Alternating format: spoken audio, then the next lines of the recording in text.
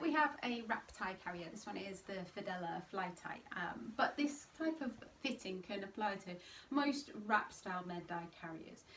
Some carriers like this have drawstrings on the sides, some have them just at the bottom, some have them on all four sides to adjust the panel size for a younger baby and then extending it for an older baby.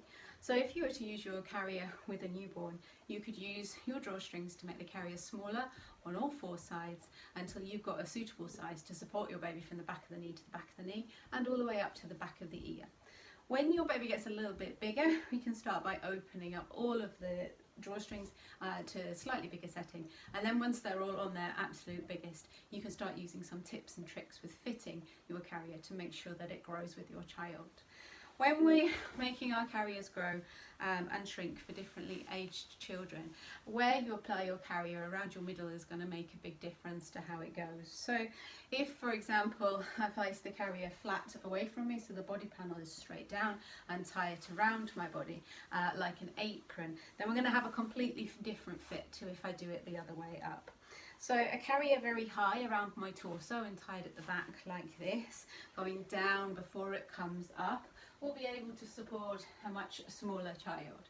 So an infant rolling the carrier up in between baby's knees, and we'd have a fit that comes somewhere up to the back of the ear, and when I place the straps onto my shoulders, you'll start to see that the carrier is a whole lot shorter, because first thing it does is it goes down before it comes up, and you end up with a smaller fit. If I'd like my carrier to grow, I can do one of two things. I can bring the carrier down lower, further down, somewhere around my hips, and we'll start to get a much taller carrier from that. Or I can do a non-apron fit. So if I bring it close and far away from me, flat down towards the ground, and then flip it up, flipping it towards me, placing it lower down on my hips. And what we should then have is a carrier that will be way too big for a young baby and overwhelming in size, but can start to offer excellent support for an older child. So if the child grows up a little bit, we'll fast forward time. So we've gone into 18 to 24 month clothing. We've put the carrier nice and low down around the hips, and we've flipped the body panel so it's in a non-apron fit.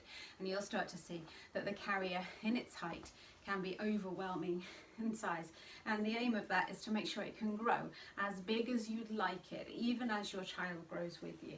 So growing a carrier is not just about growing it in height, it's also about growing it in width as well, again to continually support your child from the back of the knee to the back of the knee. And a wrap tie can be really, really useful for that because of the wrap straps. As I come around to the back and swap those over, what you can start to see is that when I hold on to these straps, I can start to wrap them across the baby's bottom. And when we wrap them across there, the diagonal pieces can create a much wider seat on both sides, and it can continue to make that carrier body panel wider as well as taller, so your carrier can continue to last all the way from newborn through toddlerhood, with as much support in that body panel as you'd like to find. I hope that helps you to grow your Wrap Tai carrier.